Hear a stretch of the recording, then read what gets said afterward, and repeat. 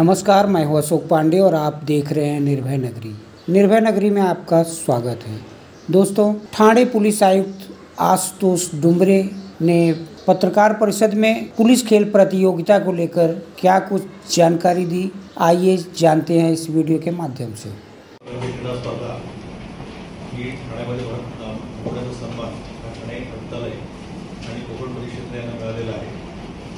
या स्पर्धा 22 फेब्रुवारीपासून आपल्याकडे सुरू झालेल्या आहेत आणि 1 मार्चपर्यंत या स्पर्धा चालणार आहेत। याच्यामध्ये संपूर्ण राज्यामधून 13 संघांनी भाग घेतलेला आहे, ज्यामध्ये राज्यामध्ये पोलीस कमिशनरेट आणि सर्व जिल्हे आणि इतर पोलीस घटक आहेत त्यांच्या टीम्स आलेल्या आहेत।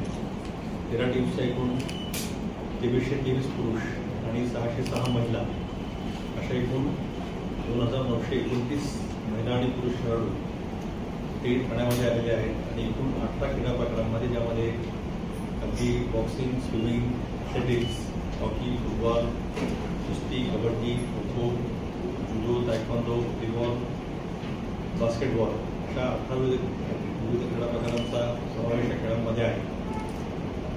या स्पर्धा 1 तारखेपर्यंत चालणार आहे। सर्व खेळाडूंची व्यवस्था राहण्याची आपण केलेली आहे। संपूर्ण राज्यामधून वरिष्ठ पोलीस अधिकारी देखील या स्पर्धेत उपस्थित राहणार आहेत।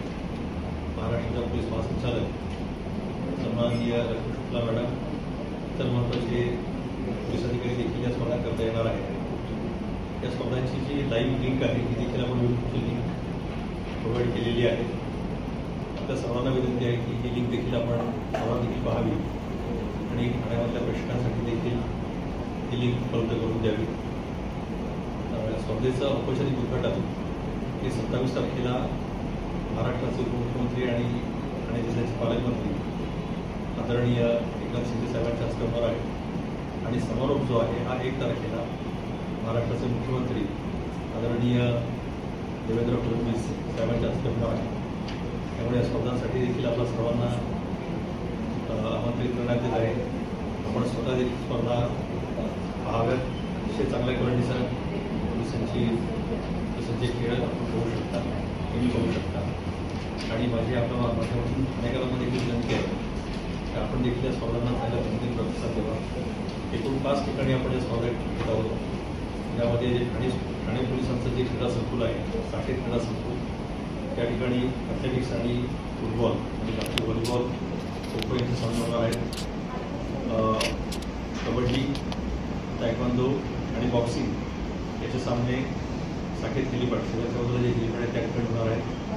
पोलीस मुख्यालय जे आहे, ठाणे पोलिसांचं मुख्यालय, त्या ठिकाणी हॉकीचे सामने आपण घेत आहोत आणि जो आपला सिद्धी हॉल आहे या ठिकाणी वेटलिफ्टिंगचे सामने आपले होणार आहेत आणि रहेजा गार्डनचं जे ठाणे महानगरपालिकेचं संकुल आहे त्या ठाणे क्लबमध्ये स्विमिंगच्या स्पर्धा घेणार आहोत। या सर्व कामांमध्ये ठाणे महानगरपालिका आणि जिल्ह्यातील प्रशासन ठाणे यांचं मोठं सहकार्य मिळालेलं आहे। तसं म्हटलं तर त्या 3-4 संस्थांनी मिळून ठाणे जिल्ह्याच्या वतीनं आपण स्पर्धा ऑर्गनाईज करतो असं म्हटलं तर वावग होणार नाही। म्हणजे आपल्या सर्वांना विनंती आहे की आपण स्वतः त्या स्पर्धांमध्ये खेळामध्ये यावं आणि जास्तीत जास्त लोकांना खेळासाठी प्रोत्साहित करावं। धन्यवाद। तर खेळाडू जे आहेत त्यांची व्यवस्था आपण महानगरपालिकेचे जे इंदरपाड्याला पुढच्या काळामध्ये सेंटर बांधलं होतं त्या बिल्डिंगवर त्या ठिकाणी खेळाडूची सुद्धा व्यवस्था आपण केलेली आहे आणि या ठिकाणी व्यवस्था ठाण्यामध्ये 3 हॉटेल्स आहेत त्या ठिकाणी आपण